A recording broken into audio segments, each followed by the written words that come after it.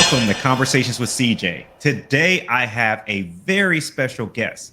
I have Aletha Moore Carter, who is the lead archivist of Morehouse College Collection at the Atlanta University Center, Robert W. Woodruff Library. Aletha, how are you doing today? I'm great. How are you today? I'm doing fantastic. I'm really excited to have you on the show.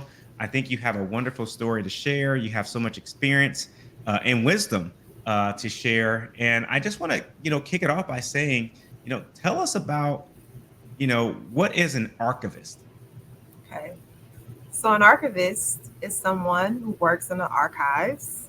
And the archives is traditionally found in a library, but it doesn't necessarily have to be in a library. There are different types of archives. There are governmental archives, there are institutional archives, which is the one that I work in, and then there are like community archives. And the things that you find in archives are essentially collections that provide evidence of something that exists. So you're going to be researching things that we call them materials that could be papers or it could be like physical objects, but it's basically things that are evidence of the life of a person or an organization. Um, so those collections consist of various things. I'm not trying to going to get all technical, but sometimes it's just papers. Sometimes it's papers and documents and um, what we call 3D or three-dimensional things. So paper is one-dimensional. What you find in a museum is three-dimensional. So that's a way to know what's the difference between an archives um, and a museum. And the materials that you look at in an archives, you cannot check out. So you would have to physically go into an archives to conduct your research. Um, Yeah, that's fascinating. I'm wondering, if you were to think back, you know, from your experience of being an archivist, mhm. what would you say was like a piece of paper or material that that you were able to work on? You were like, wow, this is a major piece of history. This would be like in my top five of things that I've actually seen or read. What would you say?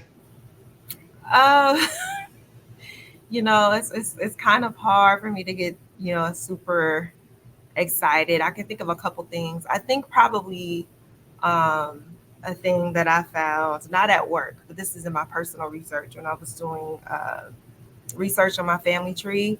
So on my father's side, I was able to find the will of the plantation owner Oh wow. where my father's people got their name, came from the Hodos. And so that was also one of the things, or I guess at the time I didn't realize, but that was one of the things that led me to become an archivist. But that was probably one of the most interesting documents. Professionally, when I started working here at the Woodruff Library in the AUC, before I got this position, one of the collections that we have is the Morehouse College Martin Luther King Jr. collection, which we are the custodians of, and getting being able to physically handle some of those materials and seeing things firsthand was significant for me. And we also at one point were the custodians of the Tupac Mhm, mhm. collection, and being able to hold some of his notebooks Oh that wow. he scribbled in and wrote things in have probably been the most interesting or things that I can kind of really connect to That's super cool in my because profession. today marks the anniversary. 28 years ago, he released All Eyes on Me. Ah, look at that. It was Kismet. Yeah. Yeah. Yeah. But isn't that cool? Because It I is. know that we grew up in an era when pop was larger than life. And It that was. double disc CD, Yeah. was a game changer. Yeah. So yeah, it was in 1996. Yeah, And I was more of an R&B girl than I was a rap girl, to be perfectly honest with you. that's okay. I was where was I at in 96? I mean, if I'm dating myself that way, I would have been in college. I would have been You when would all just eyes got on to me. college.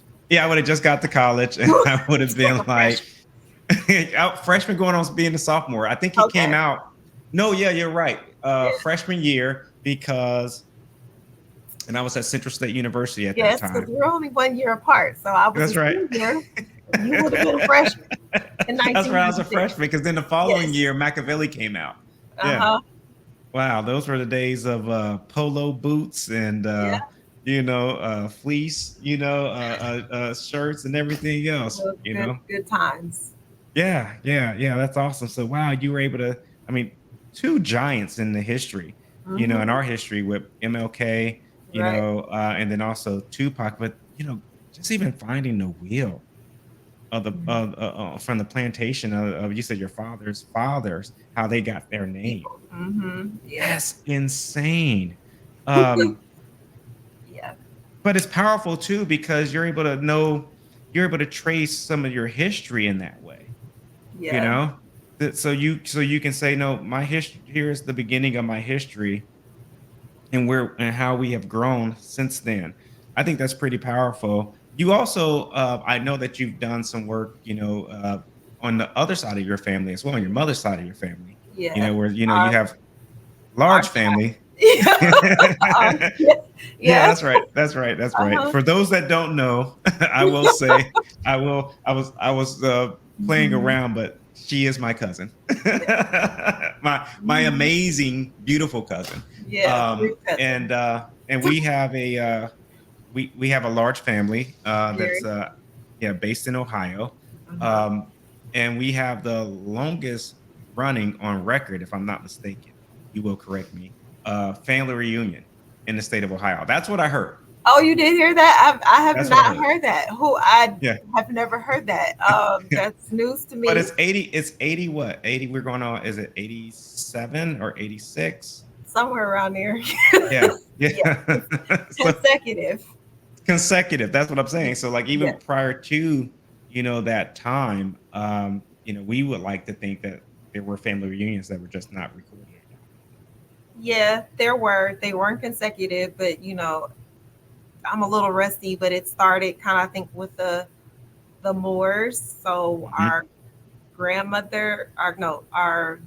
great grandmother Harriet, our grandma's mom, That's her right. people, not the Moors, the Woodsons.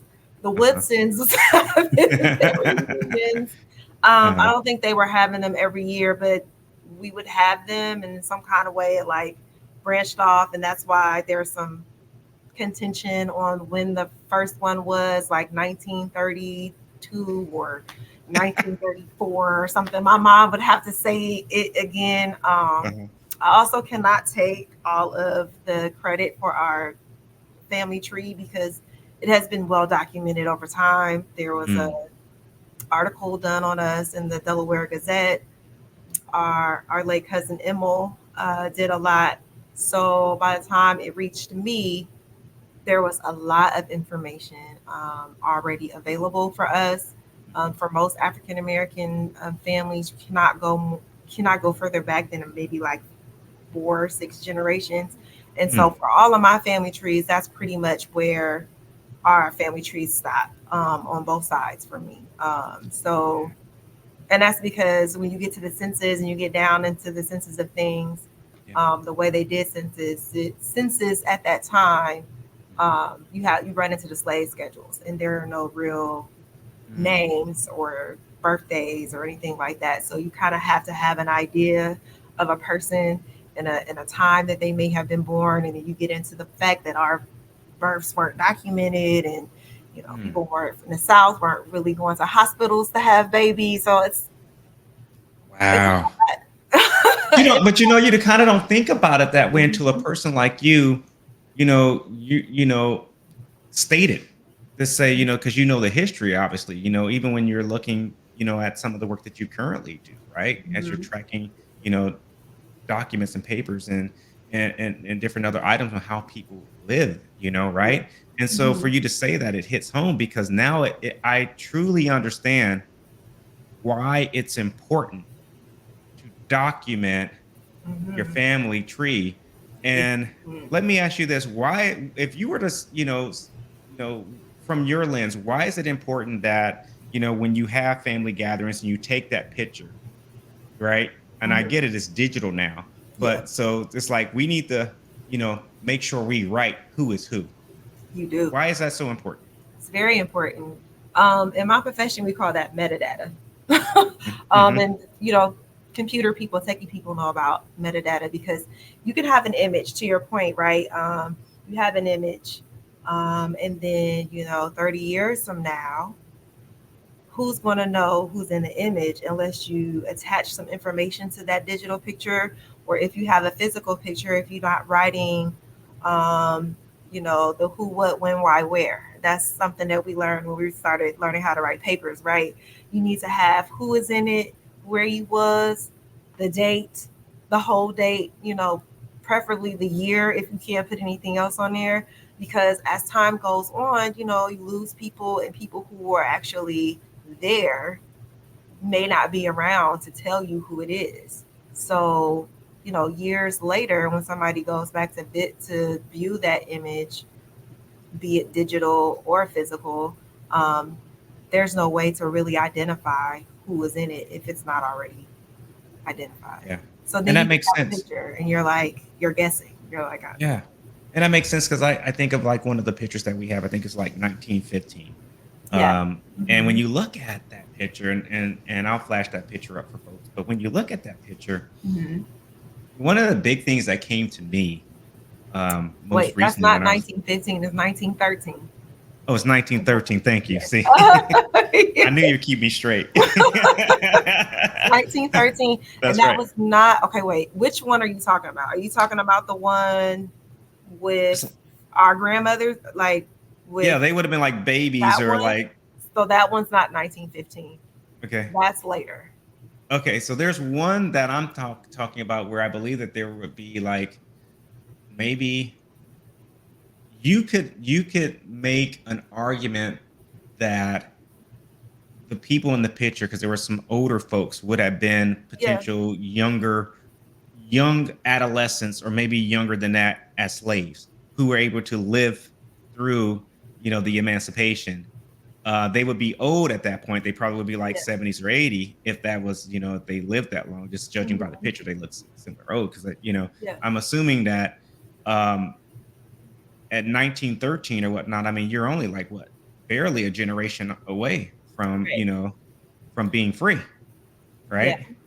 So it's like, and we have that documentation of who is who because it shows the picture, Yeah, and right? then we have that. Yeah, so somebody did that transposure Uh where huh. they drew the people over top of it and wrote their names in it. They did that transposure, and so yes, in that picture, Emily and Sam, who you're referring to, and that is the people who we refer to as like the starting of the Wilsons as we know it, and we cannot go further back for Sam. Well, his name was Samuel Wilson, but we call him Sam, and we don't know who his parents were. Mm-hmm. I don't think. For Emily, we do know who her parents are, and they are the people who are referenced in that article in the Delaware Gazette. Mm-hmm. And it is said that both of them were former slaves from Kentucky, Bath, Kentucky, to be exact. And, and um, Emily was raped Mm-hmm. and did have children from said Mm-hmm. rape. Mm-hmm. So their children Mm-hmm. start the branches of the Wilsons. And so when you Mm-hmm. see, uh, I don't think, I don't think, yeah, they are. Mm-hmm. A couple of their kids are in it. I don't think Sarah, the girl, I think it was three boys and a girl. I feel like it's Mm-hmm. Sarah, George, Mm-hmm.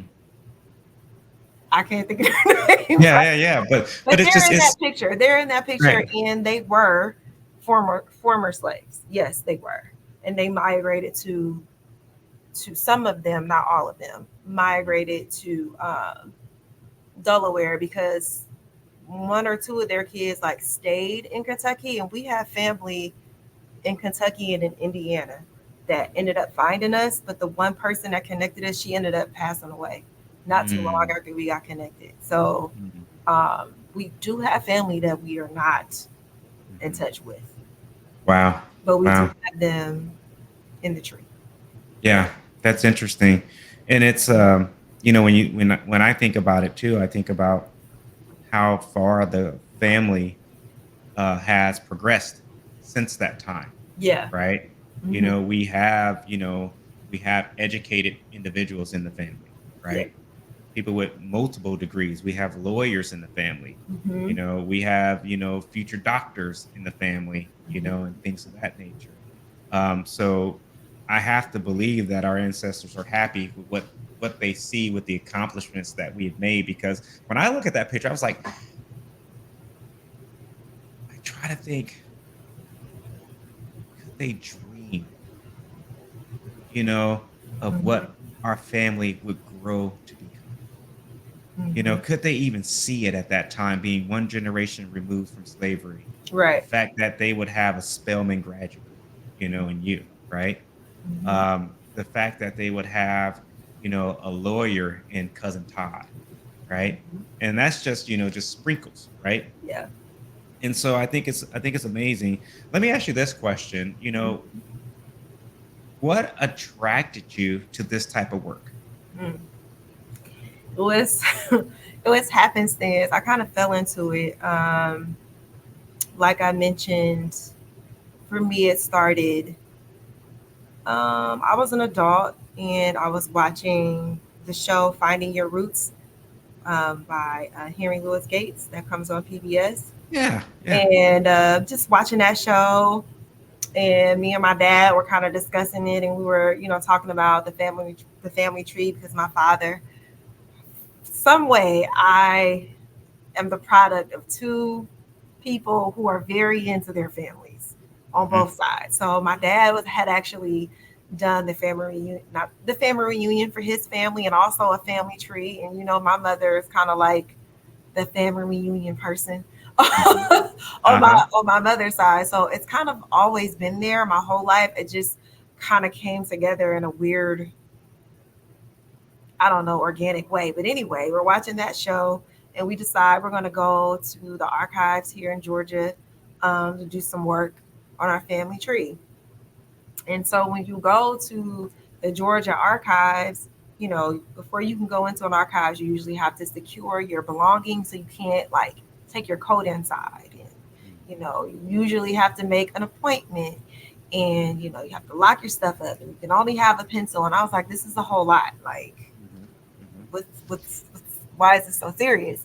And so then we're in there and we're trying to figure out how to do this research. But then I see this room. It's this like glass room, but you can see in it. It has a door, but it's like locked and it has all this signage that it's an authorized space and Uh-huh. you Uh-huh. can't go in there without authorization. And I'm like, well, what the hell is Yeah. going on in this room that I can see in, but I Right. can't go in? What's Right. that about? Right. And so I didn't know for a long time what that was. So fast forward, I don't know, 7 years, something like that. I end up at Spelman Mhm. and I have changed my major for the I don't know how many times, the history. Mhm. Um, and I had decided I did not want to be a teacher. So I'm just majoring in history. Mhm. And I had to go do some research in an archives. So I'm back. I'm back in the archives again, doing research, and I'm Mhm. going through all these steps, right? And so then I graduate, and what are you going to do with this history degree? I don't know. I Right. Right. Right. graduated. That's wonderful, but now I need to do something, and I don't want to be a teacher. So what? what am I going to do? And Yeah. so I'm like, oh, I could be an archivist. What do I have to do to be an archivist? Hmm. Oh, you have to go get a master's degree to be an archivist. Oh, I do. I have to get a degree for that. Who has a program? Surely there are archival programs everywhere. There Right. are not archival programs everywhere, actually. But there's Uh-huh. another school in Atlanta called Clayton State University who had an archival program, but it was the first like online Mm-hmm. program, but it wasn't like University of Phoenix Online where Hmm. Hmm. just log in and you do, answer questions. So this was online school as we know it now before Hmm. we knew it. So I had Hmm. to log in. There was an actual class time that you had to be on camera. Mm. It was class, but it was how we know it now. But back in 2014, 14, yeah, yeah, Hmm. I Hmm. started in 2014. I graduated in 2014, so I started in the fall of 2014, and it was a 3.5 year program online, and I graduated in 2017. And so that is how I became an archivist. Mm. I had no prior experience working in a library or in an archives, which generally doesn't happen. Most people who go into the field is because they worked in the library sciences Mm. in some capacity. They've worked in a library, they've worked in a museum, they've worked in the Hmm. archives. They've done this before, and I had not. So Mm. it was a quick Hmm. learning curve, Hmm. and you would be surprised that it's a thing. It's not Yeah. people who have information science degrees, Hmm.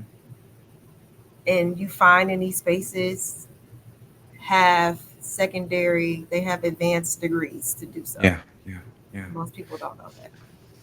No, that's interesting because, and I can see how even like, you would bring a different perspective because you're not, like you said, you came in with a history degree, you know, Hmm. and it wasn't that you were working in the library sciences and things of that nature. So your Hmm. perspective will always be fresh and unique, which is helpful because we Yeah. need diversity, right? As we are And approaching different problems, right? yes, like in all fields, we need diversity. There are Black people who work in information sciences, but we're still very much a minority, and it Mm, affects our community and our profession like it affects every other one. There, our profession is working more to level, I guess, the playing field, and even in our collections, there's more of a focus on diversity in collecting and the bias that happens in collecting,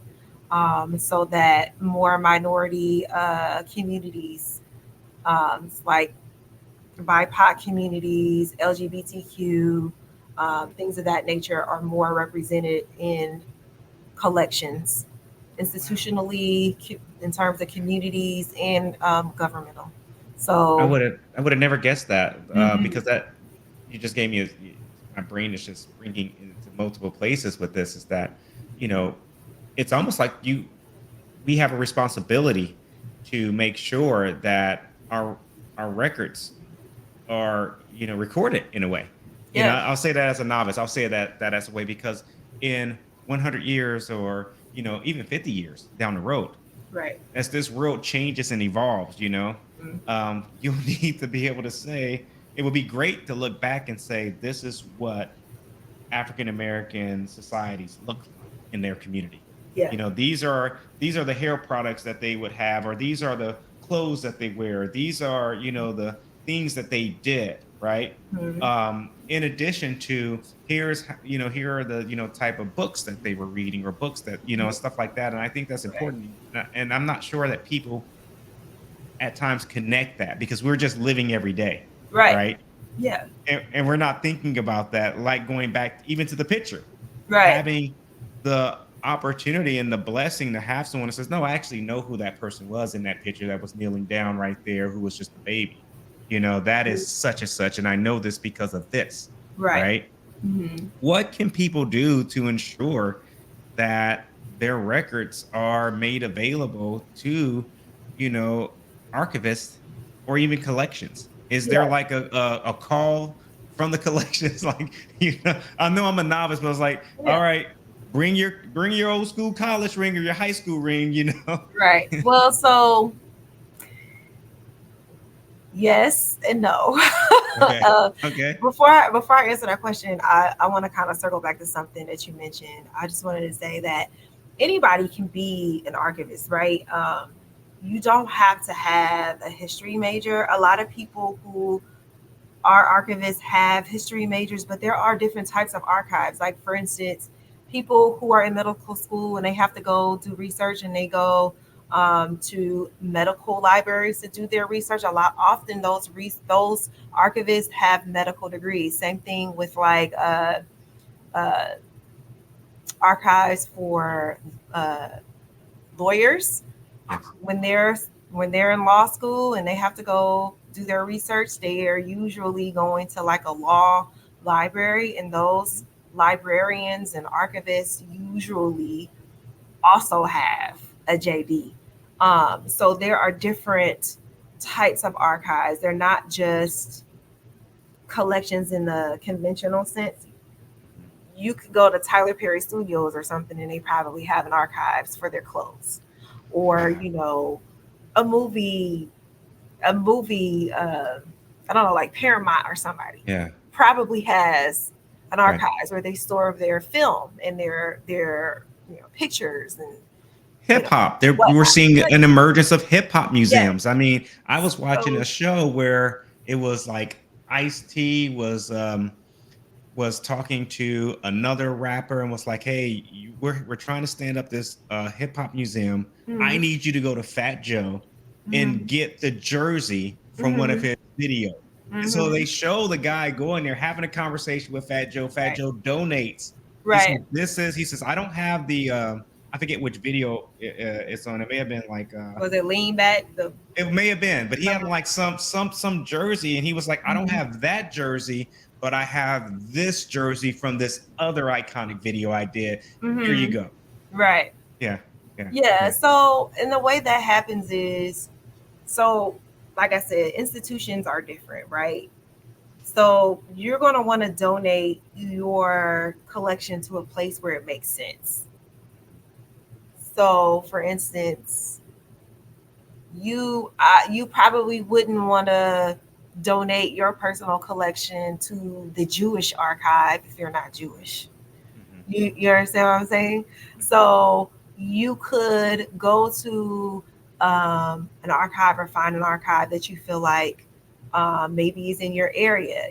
Like for us, maybe it might make sense for us to go to like the Historical Society in Delaware, or just maybe even in Columbus because our family is from there. So it would make sense to put it there, mhm. or it might make sense to take it to what's the college there?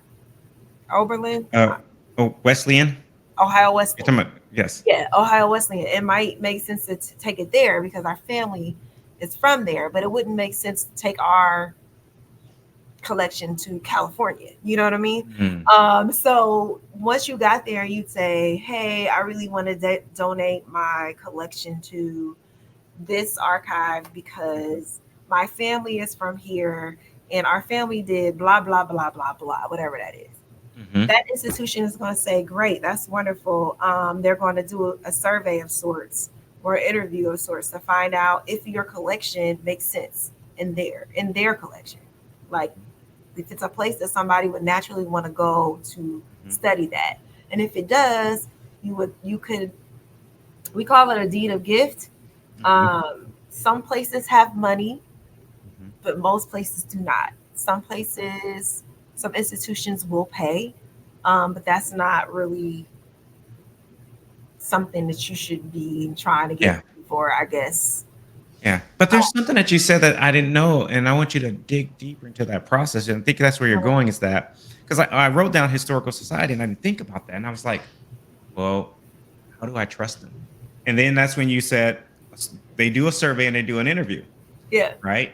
And Hmm. so then there's a deed of gift. But how do I trust that this historical society is going to handle my collection with care and attach it to the, people, the group, the community, the family that I wish for it, to be attached to. Well, see, that's the thing. We not the as an institution or as like a society, they're not going to necessarily attach it to Okay. anybody. Okay. There's an ethics that comes with our profession. So if a person or if a institution or historical society agrees to take on your collection, then also in a deed of gift, they're going to tell you exactly what they're going to do with it, right? So that means they're likely going to take it, they're going to store it, they're going to organize it. And when we say do basic preservation, so we're going to do things like documents, we're going to put them in folders and label said folders. And if it's an article, we're going to, put it in a box that it would properly go in, and with tissue paper and all the things. And we're going to organize it in a way that somebody could come and look at it and decide what they're going to look at, right? That takes time. It also costs money. Materials cost money, time costs money. And so if they agree to take that on, all of that's going to be listed. It's going to tell you exactly what they're going to do. All archives are secure. I don't really know any archives that is not, what their storage areas aren't locked. They don't have they'll have the specified humidity and temperature control and things of that nature. And if it doesn't have that, that's not really an archives you want to send your collection to. And if that archives is struggling and needs money, because like everywhere else, I mean, nobody really thinks about archives. Nobody really wants to spend money on it until it affects them. So then if that's a place that you want to donate some money so they can have the resources that they need to adequately store and preserve your collection, then that's something that you need to take into consideration. But that is the thing that makes an archives is that we are organizing things, we're preserving things, and we're providing access so that someone can actually utilize it. Do I have to be famous or a person well known to want to have my collection taken in by the historical society or any type of archive society? Mm-mm. Okay, so anyone. Yeah. Okay. Anyone. Now, I don't think you could go to the African American Museum, Smithsonian in DC and be like, hey, I'm CJ. I want to donate my collection. They're probably going to tell you no. Yeah, I'm conversations with CJ. You don't see me. I mean, right? let's I can't keep do it. that. Not yet. Let's keep it in perspective. But there is a place. I'm sure there is an archive somewhere that would say yes, based on the things that you're doing. Because again, the archives is really a bank, a repository of all different sorts of collections and things that are in the collection that can be found. And you never know what it is you're going to be looking for. I think another thing that people think that just because of the nature of our society now, we're used to Google, we just type something in and something pops up. Mm-hmm. That is not the nature of research. Research still requires analytical skills, right? Like, for instance, like the picture you were talking about. Yeah. So there's a lot of information you could get from that picture, even if you don't know who's in it, just by looking at it. Oh, this picture was probably taken in the early 1900s. Oh, this looks like an African American people. Oh, this look, there are things you can pull out context by looking at it. Well, that's what research is. Sometimes there's that metadata and tags you're talking about. Yeah, you might be looking for, I'm looking for stats on, I don't know. Yeah. Anything. Yeah. So let's see. This at the archives that I work at, we service Morehouse, Spelman, Clark Atlanta, and ITC. So we have archives for all those institutions, right? So that's any research you wanted to do. You might want to do research on African American eating habits from the early 1900s. So you will come here and you would ask me, do you have any information on African American eating habits? Well, I don't have a book on that, but there are some collections I can suggest to you you can kind of look through that and Oh, see if you can find anything that you may be able to mhm. pull out some information, right? So you might look at, you might Look find, at photos when they were at the dining hall and things of you that may be able nature. to look at photos, but you also may find some budgets, or you might Yes, find some actual written accounts. yes, It could be yes. something in somebody's diary. It could be something in the newsletter of the time. It could be Mhm. something in the newspaper of the time. But it requires you to do research. So as an archivist, I can help direct you to Mm, find information, mhm. because it's never going to be Google. Right, That's not what right, research is. right. So let me ask you this then: where does the digital stuff go nowadays, or do you see that the archivists are they starting to have to deal with more digital assets to collect and also to have readily available as we move more to a paperless type society and things of that nature? Absolutely. Absolutely. There are digital archivists now. Of course, there's a lot of born digital, that's what we call it, born digital material. A lot of people think that born digital material is more stable than paper, but it's not. Mm, Because our technology is advancing so rapidly. I love to use the iPhone as a great example. You guys are always getting these updates, and then that makes your previous phone or mhm, old, application obsolete. mhm. So what happens when you have, a picture from your first iPhone that you didn't put in your cloud, and you trying to figure out how to open it up, Yeah, but you need software for that? yeah. So there are things that digital archivists use, or there's platforms and software that we use to stabilize digital material when we get them. And then that's a whole nother technical Wow. rabbit hole. But yes, so then you get into storage, digital storage, backup digital storage, usage copies, assets that we actually put on websites, or make available for people to use and view at their leisure. That is a thing. That is another, like, subsection of my profession, that there are people who are dedicated to that. I have done. I One of my previous jobs was working with some digitizing some materials and working with that digital content.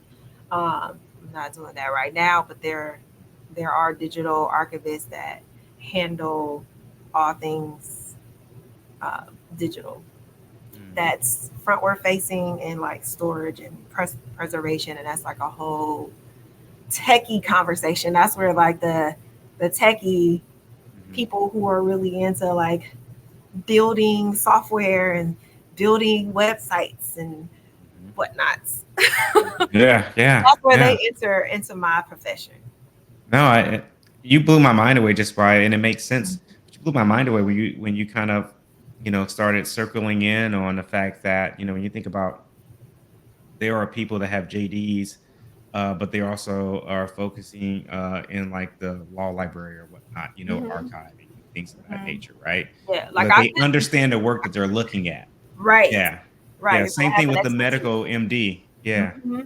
You need Yeah. somebody that knows what they're talking about That to makes help you sense. do that Yeah. type of research, and to Yeah. Because handle it that kind totally of. makes sense to me. How would you say that this has the work that you do, how has it translated in how you view how history is being measured and collected in the world, the current world that you live in, or that we live in, because I'm of this world as well. Ask me that question. How do I what? How has the work that you do and your experience in this field, how has it, I would say differently, how has it given you a perspective on how things should be, collected, documented in the current world that we live in? Because we hear about how the world continues to change, everything's moving fast with technology. We are starting to be more, advanced in the way that we think, because Mhm. we like to think that. Right. Now we have, general AI, we have large language models, right? The world is getting ready for all of that, right? Mhm. We have self-driving cars, you Mhm. know.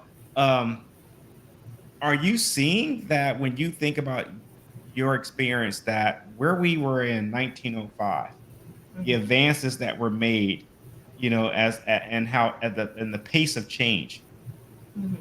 has it truly accelerated, or it's just that it's the same as things were back in 1905? It's just that they didn't have computers, but from their perspective, life was moving fast. That's a loaded question. That's like two questions. No, I think that we absolutely have made a lot of advances Okay. in terms of how we collect and also like what we're making, like, and just as Yeah. humans. Yes. Yeah. Um, I think that history is often, a second and third thought. It's not something that people really think about as important until it is to them.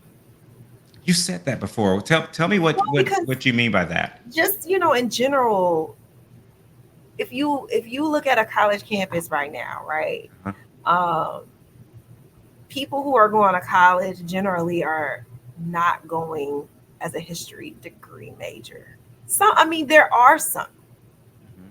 but just even a liberal arts degree Mhm. is always kind of up for, people talk about how viable it is Mhm. to have Mhm. a liberal arts degree. Mhm. Um, and so STEM is what's pushed: science, technology, Right. math, Right. which is good. So humanities, just kind of the humanities, the English of Right. things, the history of things, Right. kind of gets looked at as, a secondary, third thing, Mhm. because they're like, I mean, you don't, I get this, or you don't look like the kind of person that would like history. Hmm. Hmm. Read books all day? Is that, Mhm. is that what do you do? I mean, I get it, but I just think Mhm. people really don't have an appreciation for it until they do, until it Mm. becomes, if it ever. I mean, some people, they'll never have an appreciation for it. Just like, math is not my thing. It's not my zhuzh. I'll probably never have a huge appreciation for it if I don't have to. Mhm. But that's just the way it is. Yeah. But in terms of how we're collecting, Mhm. I do think that we are getting, as a profession, we're getting better. A little slow. I think that we still reflect the larger society, Mhm. and that the majority is the person who has to say so and Mhm. kind of sets the tone. And so there's still, a pushback on how we collect and who we Mm. collect on and where, there's still work, because when it comes down to my profession, I do determine Mhm. what we're going to keep. Remember, I said they're going to do like an interview, they're going to like do a survey, and then the archivists are going to go through and say, keep this, get Mhm. rid of that, we don't need that, And Mhm. so there's a bit of power in one deciding what stays and what goes, what's Mm. worth collecting. Like you said, is this person, is this organization, is this Mm. family Mhm. worth collecting? What value can they bring to this body, this larger Right. body of history? And so you do need more people who, represent underserved Mhm. communities. You do need Mhm. more people who look different, Native American, um, Mhm. the Native American community, the Hispanic community, as I said earlier, LGBTQ communities. I mean, we could go on, but where do they show up in our history, and where do they show up in our collecting, in our institutions? Where does that happen? And then in terms of AI, I think like any other profession, I think AI is great. I think when it comes down to it, I don't think that the library and archives will become obsolete because they're kind of in-person things. Like the nature of the library may change. Like it might be a place with, I mean, because if you go to a public library, people do more than check out books. There are services that are available, like online services, computer access, because there is a digital divide. There are people who don't have the internet at their house or who don't have Wi-Fi. And so there are other services and things that you will have access to at a library. And I don't think that will change. I think that there will still be, paper hardback books, maybe not as much as digital, but I don't think that that will cease to exist. I think it will be some time. But in terms of AI, I think that as people who work with information, we do have a responsibility to kind of try to help to make sure that that information that is being mined into AI is, accurate information as they train these computers or whatever. But then you get into copyright, and then there are people who focus on copyright. I don't do that. There are copyright implications that come with that. And so I think that the technology is like any other new technology. Like we have to learn how to use it in a way that's safe, and that is actually, I mean, because it's like, I think you've probably heard about this, garbage in, garbage out. Right. With the, chat, GPT and all of that stuff. I think it's a great tool if it's used correctly. And then if the computers or the sourcing of the information that is coming from is good information, but that can only exist if the people who are doing that, to my earlier point, are pulling information from these different communities, right? Yeah. That are underserved already, that are underrepresented in a historical context. That is huge. That's a huge point. And I appreciate the fact that you're hammering on that, because that representation in those collections is definitely needed. I'm a museum person, and so I love to go to different museums and things of that nature.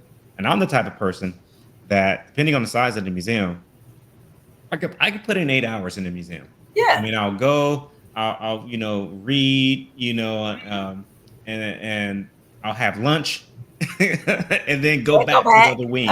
Yeah. So in your experience and your education, have they taught you any hacks within the museum, like how to read the museum when you go in and be like, hey, this is the best thing that's in the museum right now, and this is something that you really want to check out. This is the oldest artifact that's in the museum. Are there like things like that they teach you guys that I don't know or other folks don't know? Again, I'm strictly archival. I don't have any museum training per se, but I would treat each museum as its own individual thing, because their collections, like whatever they're showing, is very unique to that. I mean, if it's an original, you're going in there to see original artifacts. Yes. There's no other museum that has that.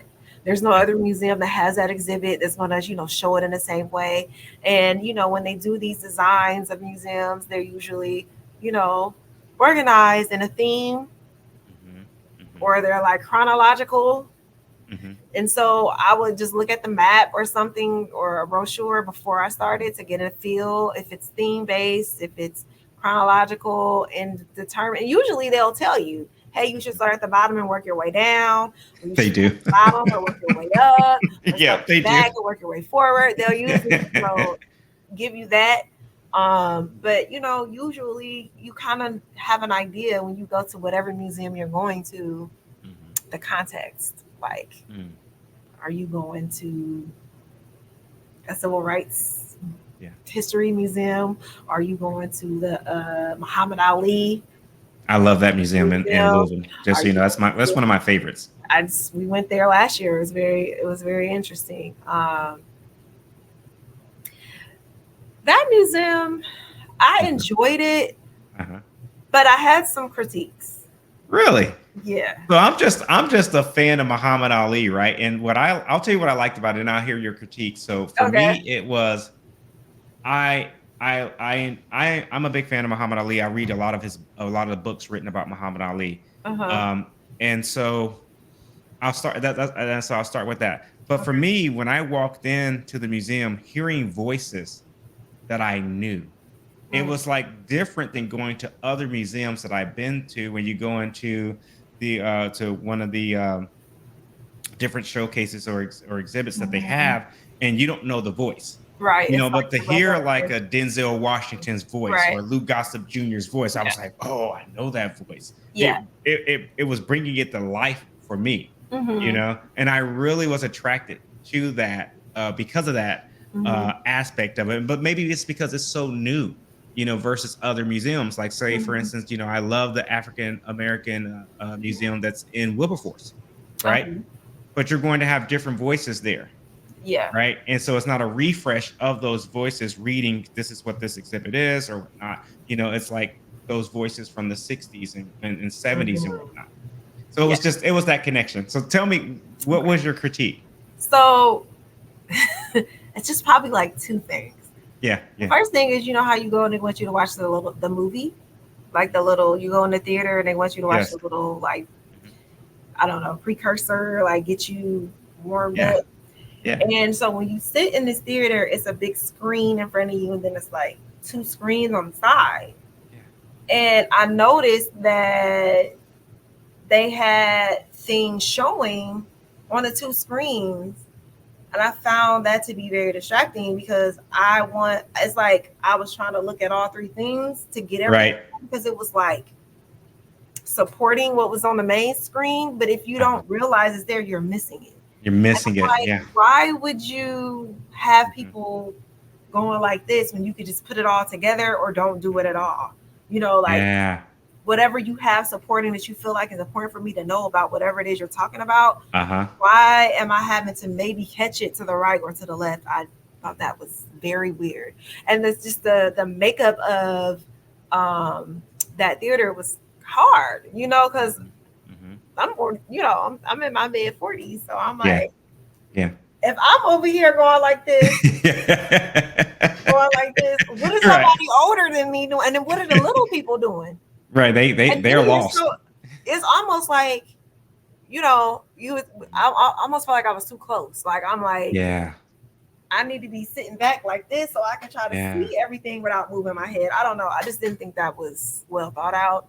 And then I just felt like the captions and the narrations were way too long.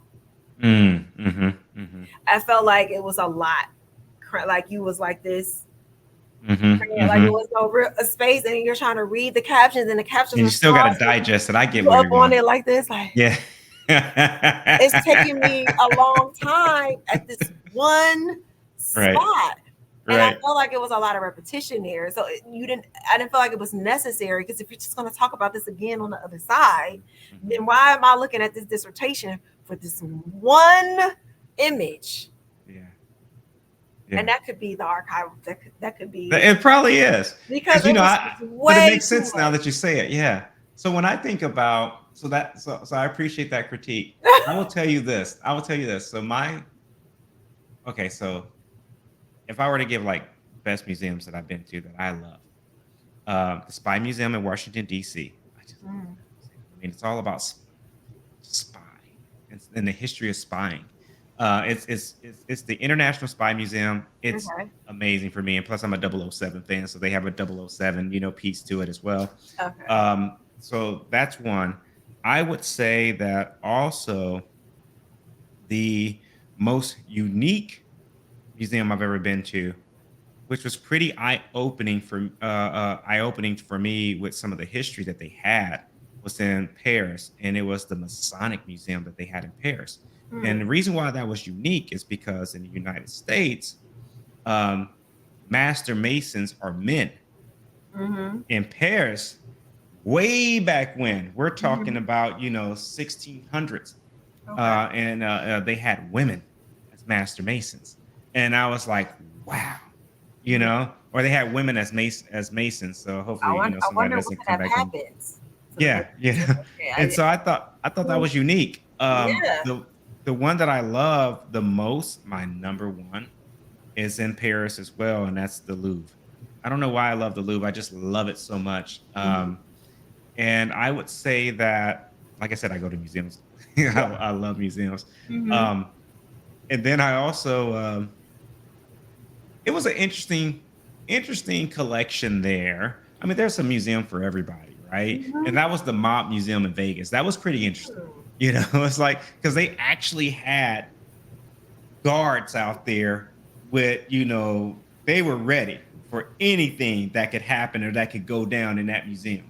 Oh. And it was because they have collections, from the past in the mob that's actually, archived, and Mm-hmm. collections that are shown there. And Okay. people, they don't, you So don't wait, you they ever think have an about stealing it. archives there, or are you just talking about exhibits? Because Exhibits, sorry, thank you. Yeah, they okay, have exhibits. They have different exhibits things. there. Yeah, they have exhibits there, and so they have all type of stuff. And Mm-hmm. that was pretty unique. So if you go to Vegas, you got to go to downtown Vegas to see that one. Mm-hmm. Spy Museum is in Washington D.C., and then of course the Louvre is in Paris and Mm-hmm. whatnot. But yeah, I'm a big museum person. I do not have a favorite museum. I have not. Yeah, I didn't like the Prada. We went to Prada, Okay. and I'm sorry, the Prado, and we went there, and that wasn't my thing. And people love it because it has the Mona Lisa there and some other Oh things. I was yeah. like, that's cool, but I was like, Okay. I like the Louvre. That's okay. Yeah. I won't hold that against So, I really enjoyed this conversation. You hit on some really important things, such as, like how to the importance of having, uh, you know, your items collected in a you. collection, Mm-hmm. for different types of people, Mm-hmm. different communities, and things of that nature. I think that's huge, and Yeah. I really appreciate, the work that you do because Mm-hmm. you're preserving and you're helping us know the history of us as a people, you know? So thank you very much for taking time with us today. Where can people find you or follow up with you if they have questions about, being an archivist or just the type of work that you're doing? Yeah, they can look me up on LinkedIn. Awesome.